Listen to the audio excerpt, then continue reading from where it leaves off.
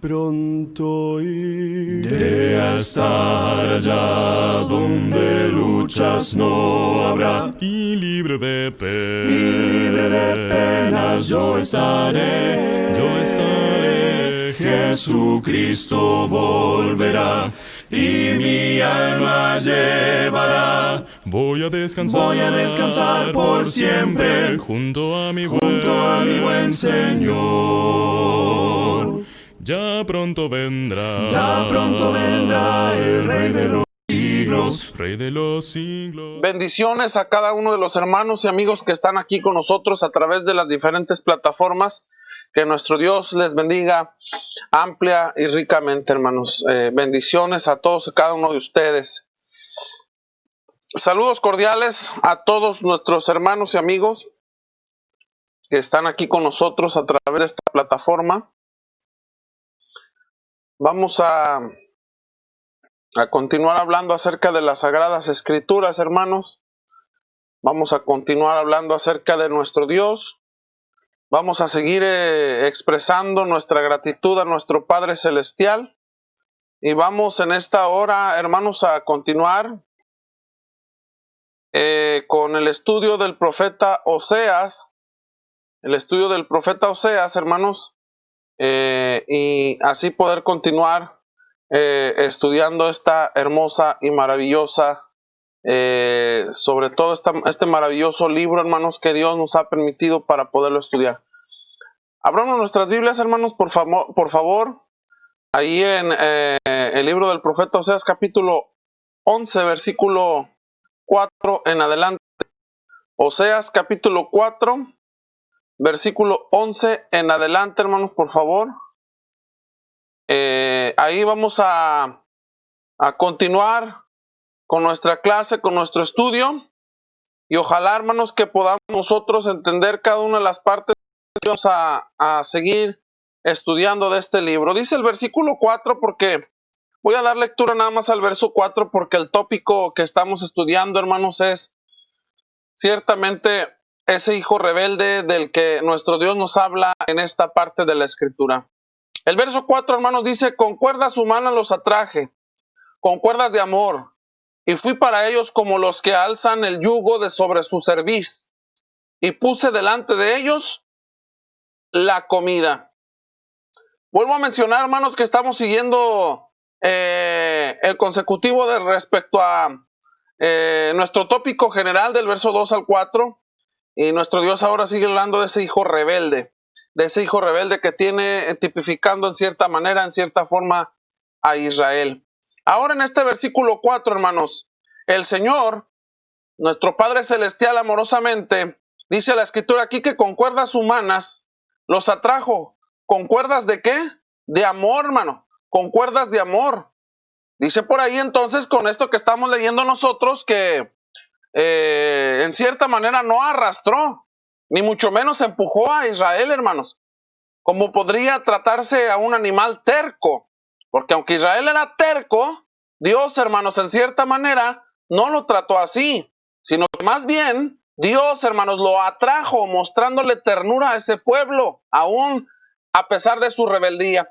La imagen, hermanos, que podemos notar aquí nosotros puede ser la de un padre enseñándole a su hijo, hermanos, a caminar utilizando dos cuerdas.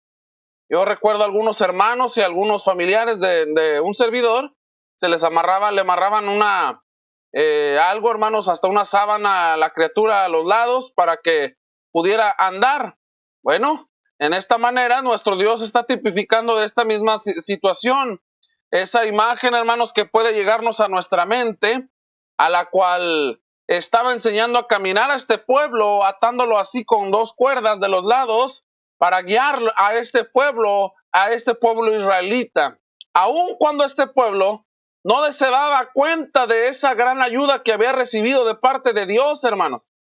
La idea de que no conocieron todo lo que Dios hizo por ellos, del versículo 3 del capítulo 11, sería, hermanos, fiel a esta metáfora que se está teniendo aquí en esta parte de la Sagrada Escritura. Un hijo, en cierta manera, no está completamente consciente de todo lo que su padre amoroso hace por él. Dios, hermanos, en cierta manera le quitó el yugo de sobrecerviz dice aquí la escritura, le quitó el yugo de sobre su cerviz.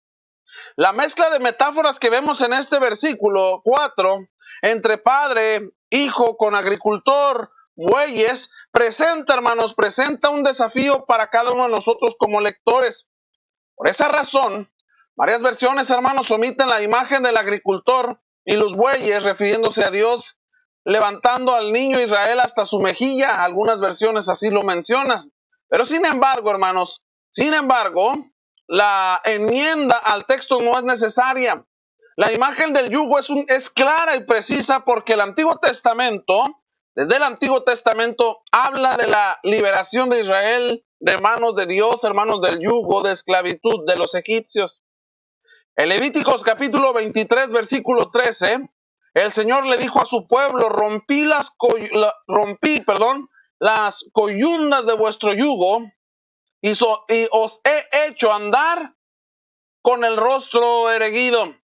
También, hermanos, es inusual que el texto hebreo, y así lo consigna algunas otras versiones, describan a Dios como levantando el yugo de sus mandíbulas en lugar de su cerviz. Algunas versiones podrían haber conseguido, hermanos, también esta interpretación de, en lugar de cerviz, mandíbulas, en lugar de esta situación, ¿verdad? Pero bueno, el fin es llevarnos o aproximarnos al acto de bondad de parte de nuestro Dios para con este pueblo. ¿Por qué? ¿Por qué, hermanos? Porque Él puso delante de ellos la comida. La figura que estamos nosotros notando en este momento, hermanos, podría referirse a Dios restableciendo el yugo sobre la cerviz de modo que el animal pudiera comer más cómodamente. Dios le había quitado esa carga para que el pueblo pudiese servirse de una mejor manera. La verdad es que Dios, hermanos, sustentó a su pueblo en el desierto enviándole maná del cielo. Y también, hermanos, les dio cosechas abundantes cuando se establecieron en la tierra de Canaán. A pesar, hermanos, de que constantemente demostraron ser indignos, Dios amó, hermanos, y bendijo a Israel en todos los sentidos a lo largo de los años y le dio satisfacción por todas las necesidades que tenía este pueblo rebelde, hermanos. Y aún así nuestro Dios le otorgó de estas bendiciones. Y no conoció, dice aquí, hermanos, con cuerdas humanas los atraje, con cuerdas de amor. Y fui para ellos como los que alzan el yugo sobre su cerviz y puse delante de ellos la comida. Acordémonos entonces, estimados hermanos, y esta es una muy buena manera de poder nosotros reflexionar, que ese pueblo, hermanos, del cual estamos hablando, en el desierto nuestro Dios los alimentó con maná. El yugo de Dios, hermanos, sobre ellos fue retirado para que pudiesen comer. Dice que fue con el que alza el yugo. Alzar el yugo es cuando se ponía una yunta de bueyes, hermanos, y se les ponía el yugo ligero, que no los oprimía, sino que mi yugo sobre ellos fue fácil. Mi carga sobre ellos fue ligera, dice la Escritura. Ahí en el desierto les enseñó a andar. Los cuidó, los protegió, los amó con cuerdas humanas de amor. No los trató como animales. Pero el pueblo, hermanos, el pueblo trató a Dios. Y discúlpenme la palabra, hermanos, pero el pueblo trató a Dios como si fuera un animal. Y hoy en la actualidad el pueblo sigue tratando a Dios como si fuera un animal, hermanos. Porque a nosotros también, a nosotros nos ligeró nuestra carga. ¿Se acuerda usted, hermano, de las palabras de Cristo cuando dijo, todo aquel que esté cargado, que esté hastiado en cierta forma, hermanos, venid a mí todos los que estén cansados y cargados, que yo los haré descansar? Nos aligeró la carga nuestro Señor. Nos aligeró la carga nuestro Señor Jesucristo, hermanos. Estando en el valle de sombra de muerte, estando nosotros en tinieblas, nuestro Señor, hermanos, nos trajo del desierto y nos enseñó a andar, nos cuidó, nos protegió y nos amó, y con esas cuerdas de amor nos ha enseñado a andar en esta vida. Porque déjeme decirle una cosa. Ciertamente, hermanos, quienes están fuera de Cristo, quienes están fuera del Señor, en cierta forma, estimados hermanos, están desyugados del Señor. Y como tal, hermanos, como tales,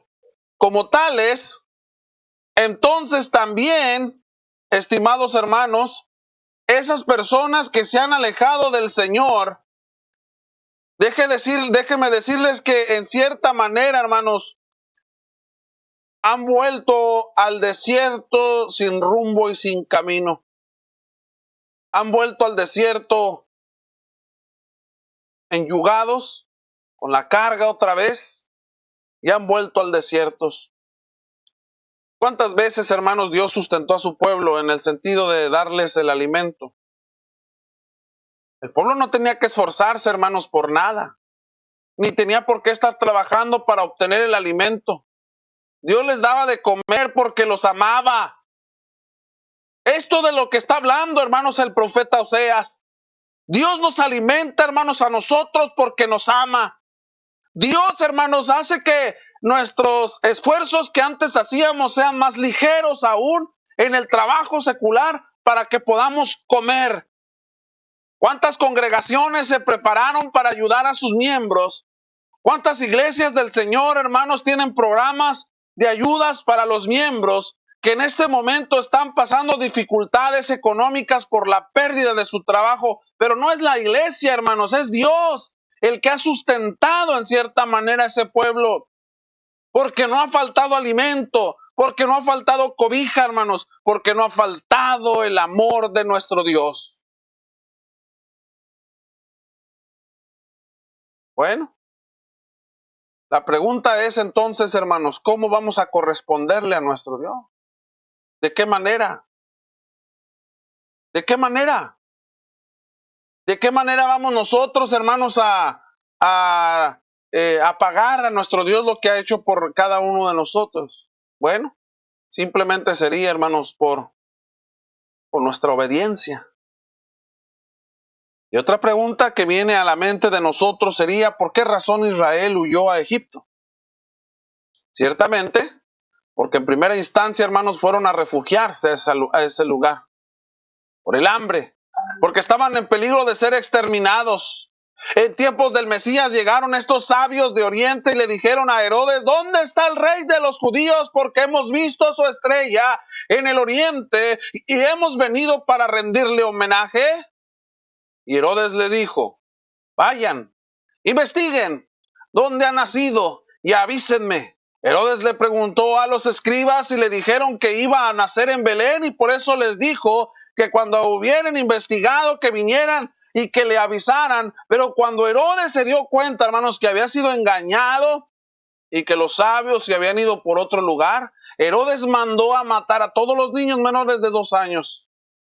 Entonces, por esta amenaza, hermanos, de muerte, los papás de los niños huyeron hacia Egipto. Y estando en Egipto fue donde se le apareció un ángel en visión a José, hermanos, y le dijo que ya había muerto aquel que les amenazaba. La vida del niño, hermanos, y que ya no estaba en peligro. Y que regresaran a esa tierra de Israel. Y les dijo en Mateo capítulo 2, versículo 15. Léalo, hermanos, saque su Biblia. Mateo capítulo 2, versículo 15. Y estuvo allá hasta la muerte de Herodes, para que se cumpliese lo que dijo el Señor por medio del profeta cuando dijo, de Egipto llamé a mi hijo. Ciertamente, hermanos, en Egipto fue donde empezó a crecer Jesús. En Egipto fue donde creció y estuvo siendo resguardado del peligro. Y la razón por la que Dios, hermanos, se lo llevó a Egipto fue por el hecho de que los egipcios eran racistas y que no había posibilidad de que se mezclaran con los hebreos, hermanos. Así que fue de esa manera como perseveró a su pueblo. De la misma manera, hermanos, de la misma manera, hermanos, nuestro Dios preservó ahí en Egipto al Mesías y después sube de Egipto y él es la cabeza de Israel. Así que tiene absolutamente todo que ver lo que hemos dicho con este versículo 4. Con cuerdas humanas los atraje, con cuerdas de amor y fui para ellos como los que alzan el yugo de sobre su cerviz, y puse delante de ellos la comida. ¿Sí nos damos cuenta, hermanos, de lo que estamos leyendo? ¿Nos damos cuenta de la manera en que Dios atrajo a su pueblo hacia Él? Solamente hay que pensar, hermanos, en lo que hizo con nosotros, en lo que hizo, hermanos, acerca de nuestras vidas. Solamente piensa, hermano, en lo que te hizo acercarte a ti más al Señor.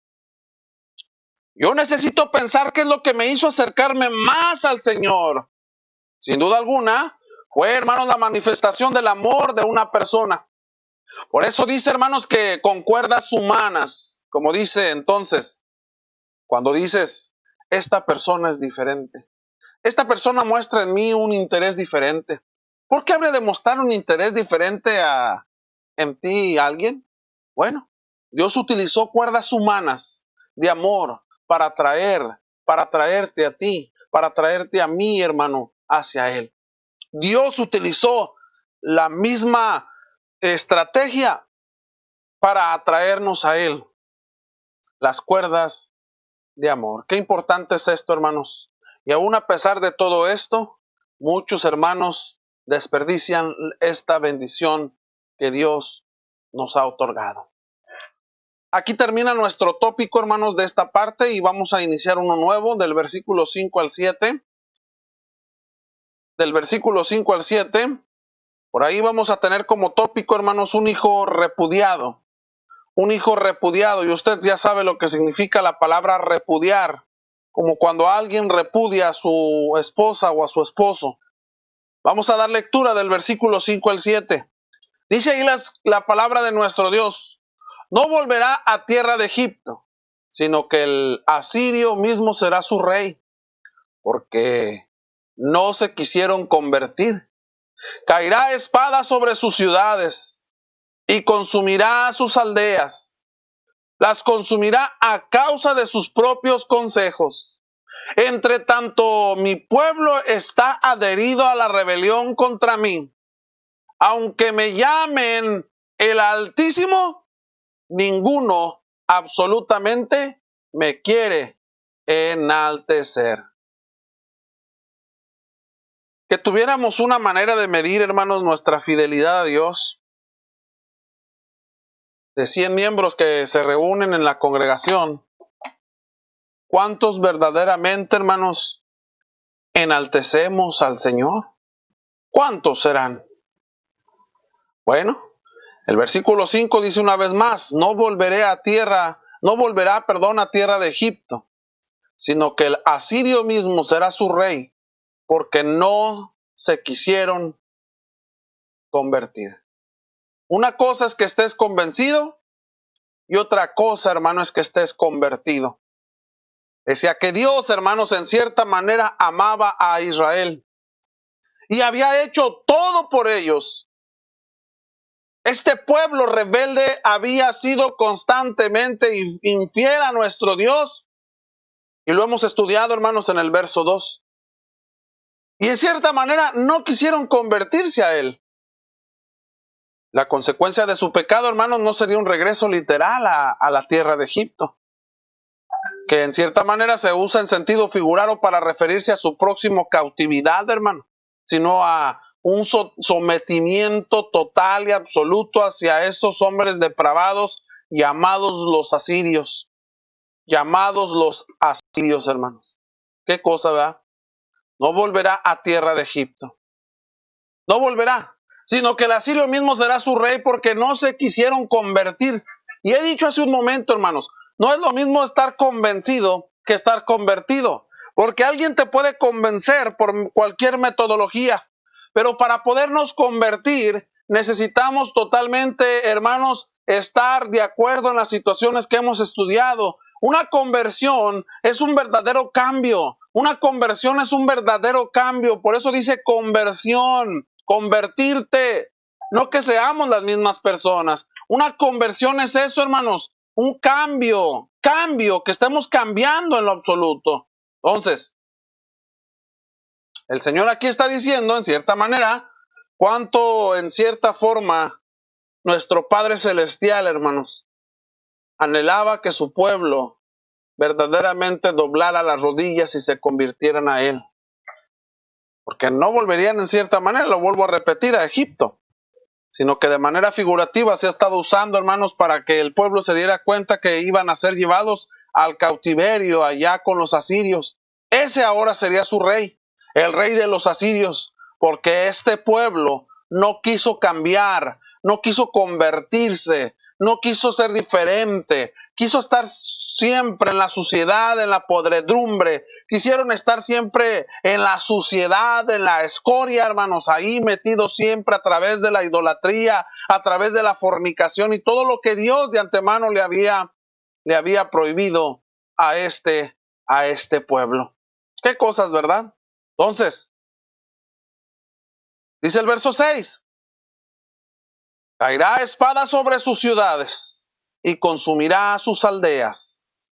Las consumirá a causa de sus propios consejos. ¿Qué significa esto, hermanos? Bueno, esto significa que su esclavitud en Asiria había de estar precedida o acompañada de feroces batallas. Cuando los asirios, hermanos, llegarían a conquistarlos y llevaros cautivos, iban a ser conquistados de una manera crucial. Se existirían batallas feroces, hermanos, y ellos caerían a espada sobre sus ciudades. Los asirios llegarían y consumirían las aldeas, hermanos. Otra versión hace una declaración respecto a esta situación y dice, hermanos, y demolerá las barras de su puerta. Y demolerá las barras de su puerta. Esta versión de la que estoy haciendo mención, válgame la redundancia, hace mención de demoler barras de su puerta, porque en aquel entonces, hermanos, no existía en cierta manera los cerrojos como hoy, las chapas, los candados, sino que se atravesaba, hermanos, un gran barrote, unas barras de madera de lado a lado en la puerta para resguardarse de cualquier situación. Bueno, ni eso podría ayudar al pueblo de resguardarse de la invasión de los asirios. Las ciudades de Israel, hermanos, a menudo eran fortificadas, sí, eran amuralladas, y la entrada principal era, hermanos, a través de un complejo portón muy grande. 2 puertas de madera, hermanos, las cuales se sellaban las ciudades por la noche y durante los ataques. Estas puertas estaban cerradas desde adentro, hermanos, y otra vez, al igual que los hogares, también esta puerta principal para entrar a la ciudad era sellada y era cerrada, hermanos, por estas grandes barras de madera. Lo podemos corroborar en Deuteronomio capítulo 3, versículo 5, así como en Jueces capítulo 16, versículo 3. Primer libro de Samuel capítulo 23, versículo 7. Los asirios entonces, hermanos, demolerían estas barras, invadiendo la ciudad, o sea que en pocas palabras, ni toda su fortaleza del mundo entero que tenían ellos iban a poder, hermanos, resguardar a este pueblo. No iban a poder resguardarlo para nada. No se iba a poder en lo absoluto. ¿Por qué? Porque ciertamente, hermanos, el pueblo asirio llegaría y consumiría al pueblo. O sea, es decir, matarían a muchos de ellos. Y la pregunta que nos podemos hacer es, ¿por qué sucedería esto? ¿Por qué sucedería esto? La gente cuando lee, hermanos, estas partes de la escritura dice, ay, hermano, pero es que ese Dios al que usted me está diciendo no es mi Dios. Porque a mí me han enseñado que Dios es amor, que Dios siempre es bueno y que Dios no ha hecho males. ¿Y cómo es posible que Dios haya permitido eso a su pueblo? ¿Cómo es eso posible que Dios haya permitido eso a su pueblo? ¿Por qué no los cuidó? Aún los drogadictos, los alcohólicos, las prostitutas, los ladrones, toda esta gente que hacen males, cuando les pasa algo mal, siempre le echan la culpa a Dios. ¿Por qué Dios permitiste? ¿Por qué permitiste, Dios, que me pasara esto? Bueno, es que nota lo que dice a continuación. Nota lo que dice a continuación. ¿Por qué le sucedió esto a este pueblo? Porque ellos, hermanos, habían seguido sus propios consejos. Dice la prostituta, ¿por qué, Señor, permitiste que quedara embarazada? Bueno, porque seguiste tu propio consejo de querer recibir dinero a lo fácil y entregar tu cuerpo a cambio de unos centavos. Dice aquella persona alcohólica, ¿por qué permitiste, Señor, que tuviera un accidente? ¿Por qué? Ahora estoy en el hospital y estoy a punto de que me lleven a la cirugía para amputarme una pierna. ¿Por qué permitiste, Señor? ¿Por qué? Bueno, porque te dejaste llevar por tu propio consejo. Nunca escuchaste el consejo de Dios. Y ahora, cada acción que tengamos sobre la vida de nosotros como individuos tendrán repercusiones para un futuro, hermanos. Cada acción, sea buena o sea mala, tendrá consecuencias para el futuro. Si hoy yo me la paso bebiendo Coca-Cola todos los días a cada hora, bueno, ¿por qué? ¿Por qué bebiste Coca-Cola si alguien ya te dijo que te hace daño, que te va a dar diabetes, que vas a tener problemas circulatorios, que vas a tener problemas con tus piernas el día de mañana y no quisiste escuchar el consejo de alguien más? Bajo tus propios consejos le diste por el daño absoluto al cuerpo. Ahora, ¿por qué les dice esto Oseas, hermanos, de que ellos no habían, que ellos más bien se habían ido por su propio consejo? Porque no habían buscado la palabra de Dios. Habían dejado, hermanos, de indagar la escritura, de indagar con Dios. Tal vez mediante sus profetas, porque no estaban todavía las escrituras como las tenemos hoy. Deberían de haberlo hecho por medio de los profetas que Dios les había levantado a cada uno de ellos, pero no lo habían hecho.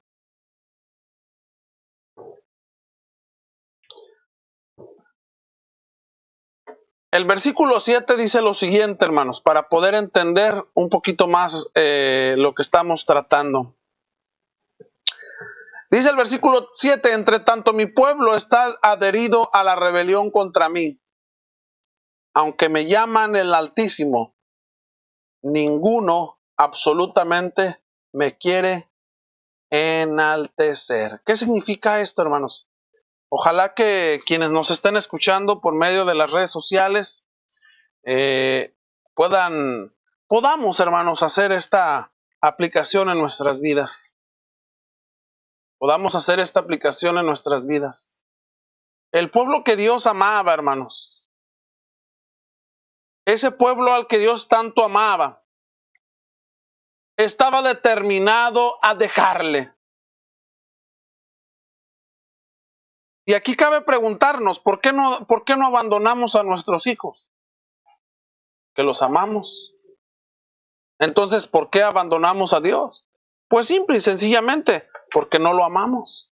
Hoy estamos pasando una situación de prueba, porque esto es una situación de prueba, hermanos, en las que por medio de esta pandemia se está midiendo, aunque usted no lo quiera ver así, mi estimado hermano, pero se nos está midiendo nuestro grado de fe. Se está midiendo nuestro grado de amor hacia nuestro Dios. Se está midiendo la manera en cómo lo hemos de enaltecer. Porque hay hermanos en lo absoluto que desde que inició la pandemia, ni un solo día, hermanos, se han reunido para adorar a Dios. Hay hermanos que solamente piensan que con cumplir el domingo ya es suficiente. Pero no importa, los demás días, dijo aquel, hermanos, que no tengo internet. La mayor parte de la gente ya tienen celulares inteligentes. Nada nos cuesta con ir a hacer una recarga para el martes y el jueves escuchar el mensaje de nuestro Dios. 20 pesos que le pongas a tu celular y puedas escuchar la palabra del Señor. Pero no, la mayor parte de los miembros están siendo probados y están hallados faltos de fe, faltos en el que amen a Dios como Él nos ha amado a nosotros. Porque a través de todo lo que está sucediendo, se está determinando que muchos lo abandonaremos, que muchos lo dejaremos. Y dice aquí la Escritura, aunque le llamaban el Altísimo. ¿Cuántos le llamamos hoy así, hermanos? ¿Cuántos le llamaban el Altísimo? El Todopoderoso. Hasta nos aprendimos la palabra en hebreo, ¿verdad? El Shaddai. Ay, jole, el Shaddai. Ya porque digo Shalom y Shaddai, ya soy un exégeta en griego y en hebreo y en todo, ¿verdad? Bueno, ciertamente el pueblo solamente decía de labios.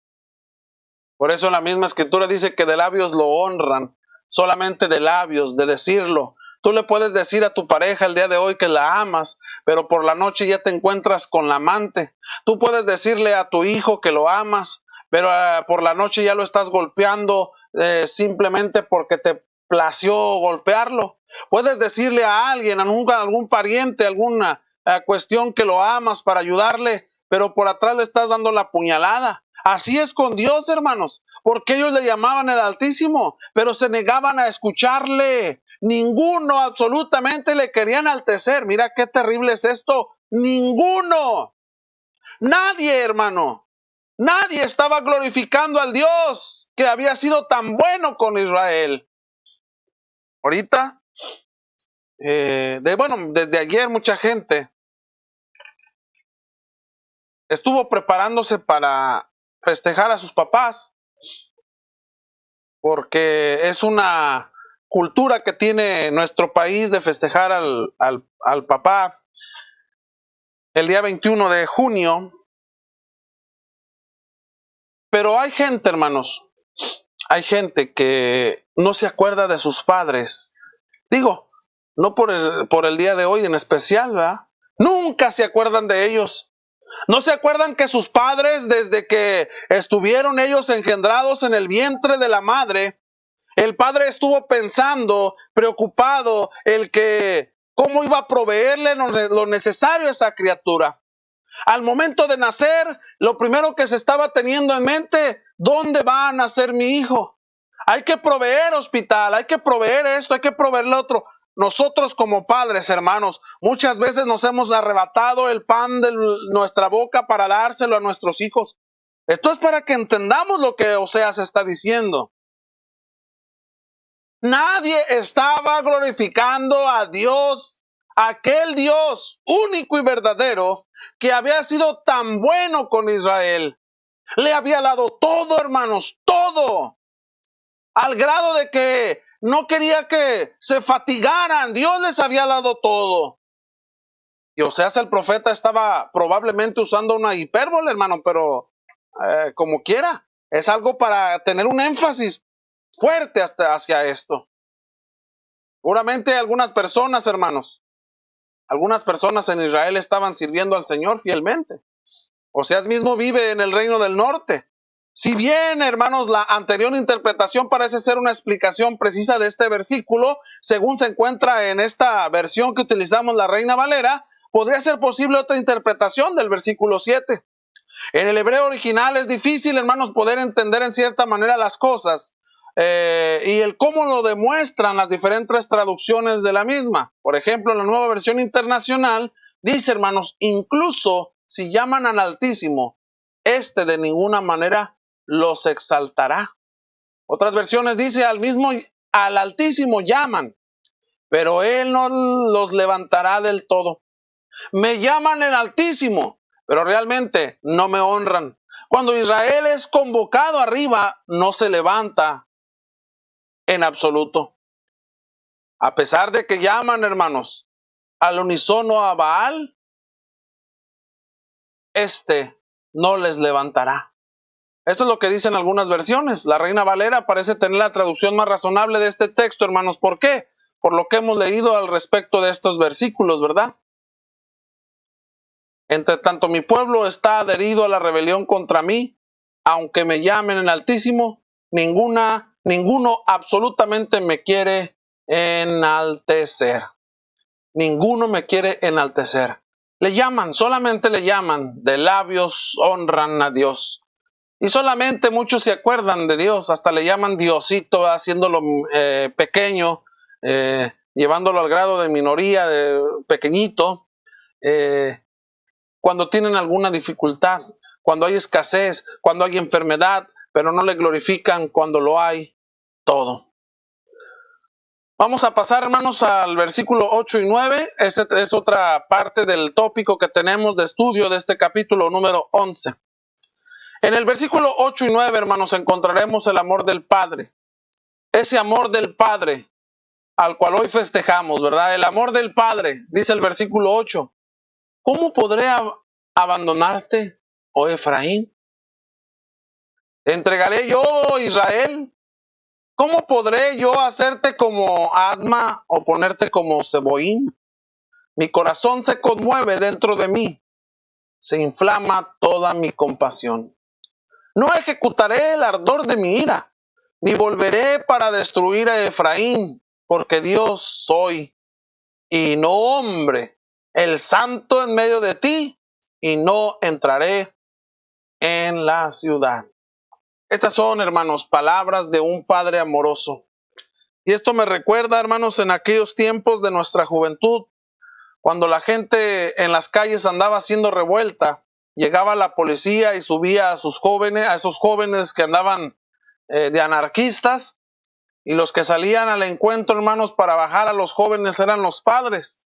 Y para ningún padre, hermanos, existen hijos malos. A pesar de lo que los hijos hagamos, los padres siempre van a estar ahí, van a estar ahí. Y el ejemplo vívido y real está en estos dos versículos. Después, hermanos, de decir que nadie en Israel le adoraba, Dios, sin embargo, clamó con lágrimas en sus ojos. ¿Cómo podré abandonarte, oh Efraín? ¿Qué comunica esta pregunta a nosotros? Bueno, esta pregunta comunica con gran petetismo, hermanos, el gran amor del Señor por Israel. Ciertamente, hermanos, no deseaba destruir a ese pueblo. No tenía ningún deseo de entregarlos a sus enemigos ni tratarlos como Adma y Seboín. ¿Qué es eso? Bueno, si usted tiene un mapa de ciudades antiguas, encontrará que Adma y Seboín, hermanos, son ciudades pecadoras que fueron destruidas junto con Sodoma y con Gomorra. Lo puede usted leer allá en Génesis capítulo 10, versículo 19, capítulo 14, verso 2 y verso 8, capítulo 19, versículo 24 y 25. También es mencionado Adma y Seboín, hermanos, en Deuteronomio capítulo 29, versículo 23. El pensamiento, hermanos, de que tal destrucción estaba por suceder estaba rompiendo el corazón de Dios y suscitando toda su compasión de parte de nuestro Padre Celestial. Entonces, hermanos, si el Señor aquí está diciendo su anhelo, ¿cuánto anhelaría yo darles todo lo que quiero darles? Ellos pudieran ser partícipes de mi amor, pero con todo no quieren recibir nada de mí, aunque les llamaban el Altísimo, que era un título que significa que le decían que Él estaba por encima de todo, que Él era el que gobernaba sus vidas, que Él era el soberano y que Él era el al cual ellos estaban sujetos, que Él era esa fuente por la cual ellos estaban sujetando sus vidas. Pero como dijo Jesús, este pueblo de labios me honra, pero su corazón está lejos de mí, pues en vano me honran enseñando como doctrinas, mandamientos de hombres. Entonces, hermanos, ¿cómo podrá Dios abandonar a Efraín?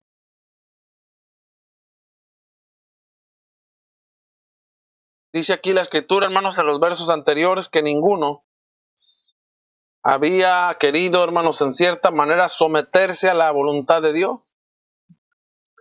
Y la misma Escritura nos dice que no hay justo ni aun uno. No hay quien entienda. No hay quien busque a Dios. Todos a una se han desviado, hermanos. Aun cuando no hay pandemia, en la ciudad de Monterrey, hermanos, se ve que disminuye la asistencia cuando vienen, hermanos, cuando vienen los clásicos de fútbol, porque en Monterrey mucha hermandad ha hecho a su Dios deporte.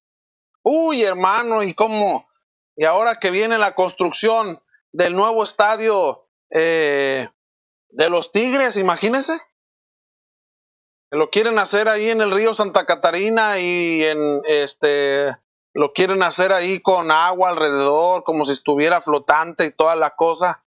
Ahí se van, los hermanos dejan de reunirse y se van a gritar allá, gol, gol, gol. Se van a las calles, a la macroplaza a gritar, somos campeones. En los Estados Unidos, cuando viene el supertazón, Hasta se cierran los lugares de reunión o se utilizan para ver el supertazón, hermano. Entonces, no hay justo ni aun uno. ¿Quién entiende a Dios? No hay quien busque a Dios. Todos a una se han desviado, hermano. Todos a uno se han corrompido. Pero ante el hecho de que ninguno le quiere enaltecer, ¿cuál es la respuesta de nuestro Dios, hermano? ¿Cuál es esa respuesta? A base de una pregunta. ¿Cómo podré abandonar, oh Efraín? Hermano, ¿cuántos hijos tiene usted? Hermana, ¿cuántos hijos tiene usted? Amigo, ¿cuántos hijos tiene usted? ¿Los trata a todos por igual? ¿O habrá algún hijo que le tiene que poner más atención porque es un poco más rebelde, porque es un poco más descuidado? Sí, tenemos hijos que a veces son más rebeldes, son más descuidados y tenemos que darle más atención a ese. O quisiéramos lanzarlo a la vida así nada más, que ya sabes que agarrarlo y que lo aviéntalo a la calle, ¿verdad? Dice aquí nuestro Dios, ¿cómo podré abandonarte, oh Efraín? Y mire, ¿cómo era Efraín? ¿No es un ejemplo para nosotros como Padre nuestro Dios, hermano? ¿Cómo seré Dios? Diría nuestro Dios, ¿cómo seré yo capaz de dejarte? Aunque no me quieras enaltecer, aunque me odies, aunque me hagas caso en lo absoluto. La pregunta es, ¿cómo podré abandonarte? Bueno, nuestra respuesta humana natural cuando vemos que alguien nos ignora es hacer lo mismo, ignorarlo. Pero si nosotros no podemos hacer eso con nuestros hijos, hermanos, nosotros no podemos hacer eso con nuestros hijos. ¿Cómo Dios lo va a hacer? ¿Cómo Dios lo va a hacer? Esto es lo que precisamente dice la Escritura, hermano, lo que dice este versículo. ¿Cómo podré abandonar a Efraín? ¿Te entregaré yo, Israel? ¿Cómo podré yo hacerte como Adma o ponerte como Zeboim? Acuérdese, estas ciudades eran, hermanos, ciudades que fueron destruidas junto con Sodoma y con Gomorra. Entonces, más atrás de este estudio ya hemos estado viendo, hermanos, que ellos llegaron a cometer los mismos pecados que Sodoma y que Gomorra, pero Dios, hermanos, no deseaba destruirlos porque son sus hijos. Y dice la Escritura que de Egipto, de ahí había llamado a su hijo, y de este pueblo había de salir el Hijo, el Cristo. Este pueblo, hermanos, fueron como la uva en el desierto. Es decir, que son como la niña de los ojos. No los puede abandonar. Han hecho cosas perversas. Han caído en lo más bajo. A Sodoma y Gomorra las destruyó, hermanos, pero a Efraín, que es su hijo, ¿cómo podría dejarlo? ¿Cómo lo va a tratar igual que a estas ciudades? Hermanos, y antes de continuar, yo sé que ya el tiempo se nos ha agotado, pero quiero terminar el verso 9 también, para los demás continuarlo la próxima semana. ¿Qué harías el día de mañana, hermanos, si uno de nuestros hijos nos sale alcohólico, drogadicto? ¿Lo abandonaríamos, hermano? ¿Lo aventaríamos al ruedo? ¿Lo lanzaríamos a la calle? ¿Qué haríamos con él? ¿Lo trataríamos igual que como se trató a la ciudad de Sodoma y de Gomorra? Dice el versículo 8, mi corazón se conmueve dentro de mí, se inflama toda mi compasión. Se inflama toda mi compasión, hermano. Entonces, ciertamente, ¿qué es lo que Dios va a hacer entonces con su pueblo? ¿Qué es lo que Dios haría con este pueblo rebelde? Esto que estamos dándole lectura, mi corazón se conmueve dentro de mí, se inflama toda mi compasión. Ese es el amor de un padre. Ese es el verdadero amor de un padre. De ese padre que verdaderamente lleva ese gran título de padre. Aquel que se preocupa por los hijos. Aquel que a pesar que el hijo sea como sea, siempre estará ahí para tenderle una mano de ayuda, de auxilio, de levántese. Usted sí puede. Oye, papá, pues es que traje un 8 de calificación, no importa. No importa, oye papá, es que fallé, no importa, dele para adelante. ¿Por qué? Porque yo también fallo todavía, porque yo también fallé.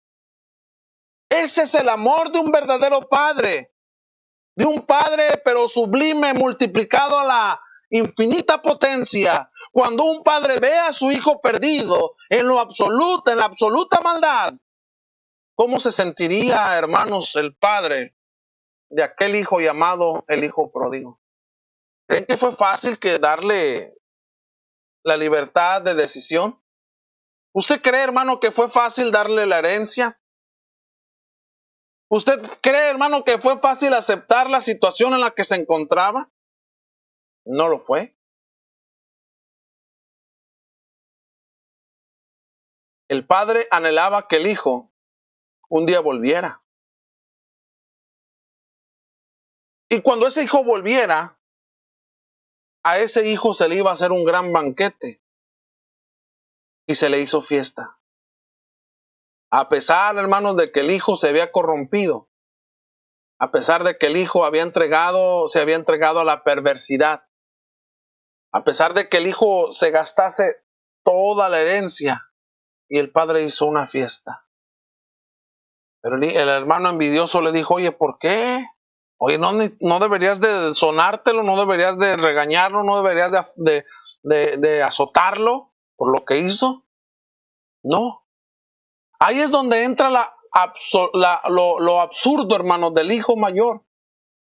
Porque le dice que cómo es posible que este hijo tuyo se gastó todo. Se fue y se perdió gastándose su dinero con rameras. Y viene y le hace una fiesta. Pero la respuesta del padre fue, hermanos, precisa y veraz. ¿Cómo no va a hacer fiesta? ¿Cómo no voy a hacer fiesta si tu hermano estaba muerto? Y aquí, que ha resucitado. Está vivo ahora. Este es el motivo, hermanos, de alegría, de gozo, para hacer una fiesta, porque cuando hay fiesta de alegría, hay gozo, hermanos. Es exactamente lo que dice Dios respecto a Israel. ¿Cómo va él a despreciar a su hijo? ¿Cómo va a dejar de tener compasión por su hijo? Nosotros, hermanos, como padres, al ver que nuestros hijos algún día se alejan del camino del Señor y sean de lo peor, drogadictos, sean rateros, alcohólicos, porque eso puede pasar. Nada nos garantiza, hermanos, que nuestros hijos no van a caer en esas situaciones. Y ojalá, hermanos que nos escuchan, y estamos hablando ahorita en el sentido de padre, jamás olvidemos eso que nos une. ¿Qué nos une? No, hermano, pero ¿cómo crees? No, si es un hijo que da vergüenza, ¿cómo crees que lo voy a volver a recibir si me da vergüenza? Espérate. Jamás olvides, hermano, eso que nos une. ¿Qué nos une? Esa sangre que nos une. La sangre. Jamás olvidemos, hermanos, que son nuestros hijos. Todo lo que vivimos con ellos es inolvidable. Yo creo, hermanos, que todo lo que vivimos con nuestros hijos en la niñez, por muy perverso que estén en su vejez, hermanos, en nosotros como padres permanece en gran nivel de amor. Y si ese nivel de amor existe entre nosotros como humanos, imagínese el amor de Dios para con su hijo. No es un buen padre aquel que lanza a la calle, hermanos, y sobre todo no es un buen padre aquel que siempre se la pasa señalando a los hijos y ¿sabes qué? Mira, ya me tienes harto. Claro que no. Dios no lo hizo con su pueblo. Por eso dice, mi corazón se conmueve dentro de mí, se inflama toda mi compasión, porque la esencia de Dios, ¿qué es, hermanos? Es la compasión. La esencia de Dios es el perdón, la esencia de Dios es el amor, la esencia de Dios es la misericordia. Y aquí está el tema, hermanos, ¿cuál es la esencia de Dios? Compasión, perdón, amor y misericordia. Esa es la esencia de Dios. Para concluir, hermanos, en esta tarde, vamos a dar lectura al versículo 9 para dejar el siguiente tópico para la siguiente semana, si Dios así nos lo permite.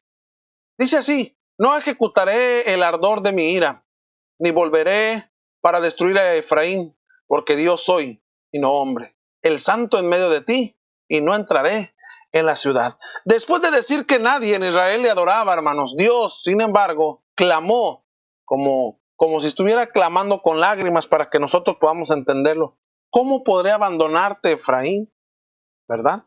¿Cómo podía abandonarte, Efraín? De hecho, hermanos, Dios decidió no ejecutar entonces esa situación, esa sentencia contra el pueblo, ese ardor de su ira.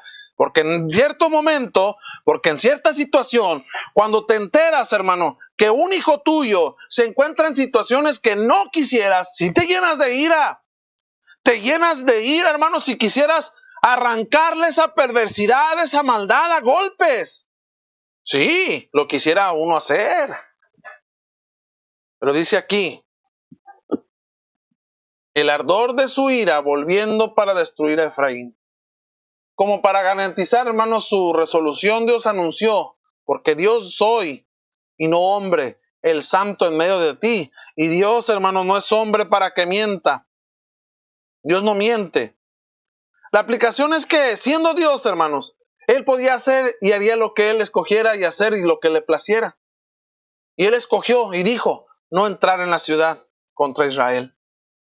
Al decir que no ejecutaría, hermanos, el ardor de su ira contra Israel, no volvería a destruir a Efraín y que no entraría en la ciudad. ¿Se contradijo entonces Dios a sí mismo, hermano? ¿Se contradijo Dios a sí mismo? El mensaje de todo el libro de Oseas es que Dios destruiría a Israel. ¿Cómo podía destruir a la vez, hermanos, negarse, destruirle en el reino del norte? Bueno, en última instancia el Señor causó, hermanos, que Israel fuera destruido. ¿Por qué? Podríamos responder diciendo que Dios cumplió su deseo para Israel en que el pueblo entero fue destruido. Un remanente fue salvo, hermano. Pese a que el reino del norte pereció como nación, algunos individuos que descendían de la tribu del norte sobrevivieron, hermanos. El amor de Dios por Israel realmente incluía su amor por todo su pueblo, incluido Judá, en el sentido de que Judá fue salvo y regresó de la cautividad. El deseo de Dios para su pueblo, fue cumplido. Tal vez la mejor respuesta a la pregunta es decir, hermanos, que Dios no siempre puede hacer lo que de antes. No es porque Él no pueda hacerlo, no es porque Él no pueda hacer lo que Él desee, sino que al mismo pueblo los ha dado lo mismo que tenemos nosotros, hermanos, que el libre albedrío. Dios desea que el pueblo cambie, pero ¿sabe qué? No todos cambian. Dios desea salvar a la humanidad hoy, segunda de Pedro capítulo 3, verso 9. Pero no todas las personas quieren salvación. ¿Por qué? Debido a que Dios les ha dado a las personas la libertad de elegir, hermanos, ser salvas o no, estableciéndose un límite a sí mismo al cual no cruzaría nuestro Dios.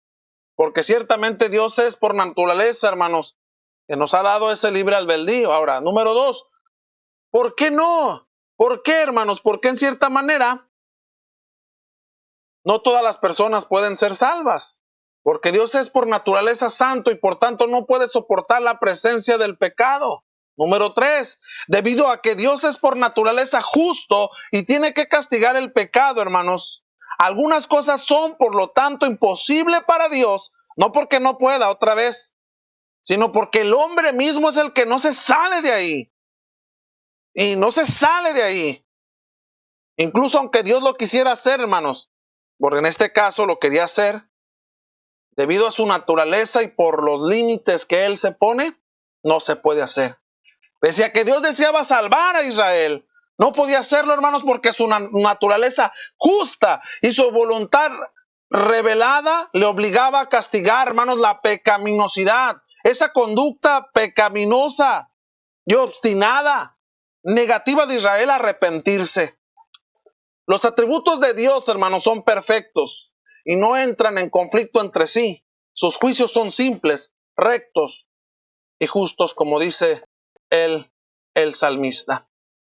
Entonces, hermanos, este versículo 9 quiere decir que Dios puede aguantar su ira, puede aguantar todo el enojo y la tristeza y la amargura de ver que su hijo Efraín le había abandonado. Y por eso dice que él lo puede soportar, porque Él no es hombre. Por muy malvado que sea un hijo, hermanos, ¿cómo podría destruirlo? Quizás lo disciplinaría de muchas maneras, pero destruirlo, eso jamás, hermanos. Es muy difícil que lo llegues a hacer. Es muy difícil que un verdadero padre, porque acuérdese, no a todos se les puede llamar como tales, que un verdadero padre destruya a su hijo. Que ahí lo tenga en la cama y con un machete, hermano, lo empiece a destazar. No, eso es difícil. Mucho menos Dios. Mucho menos nuestro Dios, hermanos. Entonces, por ahí un rabino dijo que, refiriéndose a Dios al decir, no entraré a la ciudad. En la carta de Gálatas, hermanos, se habla de una Jerusalén celestial y una Jerusalén terrenal. Y ese rabino comenzaba y comentaba que todo lo que vemos aquí es el reflejo de algo espiritual. Cuando Dios le dijo a Moisés que construyera un tabernáculo y el arca. Y más cosas, ¿verdad? Le dijo que lo hiciera según el modelo que había visto. Ya que le mostró la visión de lo que era el tabernáculo celestial para que hiciera una así en la tierra, de manera que así como hay una Jerusalén terrenal, también hay una Jerusalén celestial. Entonces, en esencia, hermanos, lo que está hablando en este versículo acerca de Dios como redentor de su Hijo, es que Él no iba a entrar a la ciudad celestial de Jerusalén hasta que no viera la redención de Israel, que no se iba a establecer una ciudad celestial en su presencia hasta que no fuera ese Israel, hermanos, perdón, llevado a la restauración por medio del arrepentimiento. Qué importante es notar esta situación, hermanos. Entonces, para concluir, en pocas palabras, como el papá que su hijo anda en la parranda, hermanos, y no puede dormir el padre. Es muy raro, hermanos, en verdad, que los padres hagan esto. La mayoría de los casos son las mujeres las que se quedan despiertas esperando al hijo, porque el hijo anda en la parranda. Bueno, como el papá que su hijo anda de parranda y no se puede dormir hasta que su hijo llega y está a salvo en casa. Como el papá que no está totalmente tranquilo hasta que su hijo haya llegado a casa, y es exactamente lo que dice aquí, hermanos: no volveré para destruir a Efraín, no entraré en la ciudad hasta que venga esta restauración. ¿Cómo? Este arrepentimiento. Y vuelvo a repetirlo, hermanos, vuelvo a repetirlo, vuelvo a mencionarlo. Cierta manera, hermanos, Dios, aunque el pueblo del norte llegó a su finalización, hubo un pequeño remanente. Y no porque Dios en cierta manera quisiera aniquilarlos, destruirlos, sino porque el mismo pueblo quiso destruirse. El mismo pueblo quiso destruirse. Hay por ahí, hermanos, y ya para estar cerrando esta situación, si alguien tiene algún comentario, algo que decir, nos lo puede hacer llegar en este momento. Por ahí existe un libro, hermanos, que utilizan las agrupaciones de alcohólicos anónimos referente al alcohol, referente a esta situación. Ellos utilizan un primer paso para los miembros que llegan a ser activos en esa agrupación. Ellos mencionan y dicen que admitimos que eran impotentes para el alcohol y sus vidas se habían vuelto ingobernables. Cuando usted lee esos libros que han escrito por ya 85 años que cumplió ese movimiento, se da cuenta que hay algo importante. Lo estoy correlacionando esto, hermano, de lo que estamos diciendo. Hay algo importante que mencionar ahí. Usted lee los libros que ellos escriben y da ahí a entender, hermanos, que el alcohólico que bebe le comienza a surgir, hermanos, como una alergia. No es una alergia literal, sino que tú sabes, hermano, que a veces al tomar una pastilla te hace daño alguna situación, alguna cosa, y ya no la vuelves a tomar, penicilina, qué sé yo, porque te da alergia. Bueno, el alcohólico sabe, hermano, que le hace daño, que le va a hacer daño el alcohol, porque la enfermedad del alcoholismo es gradual y es mortal. Y es trifásica, hermano, porque es moral, espiritual y física. Entonces, esa persona que aunque sabe que le hace daño beber, ahí está bebiendo. ¿Por qué estoy poniendo este ejemplo? Porque el pueblo de Israel supo, hermanos, que les iba a dañar el estar lejos de Dios. Como quiera se alejaban de Dios, al grado de que por su misma desobediencia, Dios, hermanos, no podía pasar por alto su pecado y tuvieron que pagar las consecuencias. Entonces, amados hermanos, ¿qué nos da a entender? Que también a nosotros, hermanos, si no hacemos su voluntad, también nos pasará de la misma situación. Amados hermanos, agradezco a todos y cada uno de ustedes su presencia. Gracias por haber estado con nosotros. Que Dios les bendiga grandemente, hermanos. Y aquí estamos para por si hay alguna pregunta, por si hay alguna duda. Y ojalá, hermanos, que continuemos estudiando este maravilloso libro. Muchas gracias, hermanos, y que Dios les bendiga. Pronto iré a estar allá donde luchas no habrá, y libre de penas yo estaré. Jesucristo volverá y mi alma llevará. Voy a descansar por siempre junto a mi buen Señor. Ya pronto vendrá el Rey de los siglos, a llevarme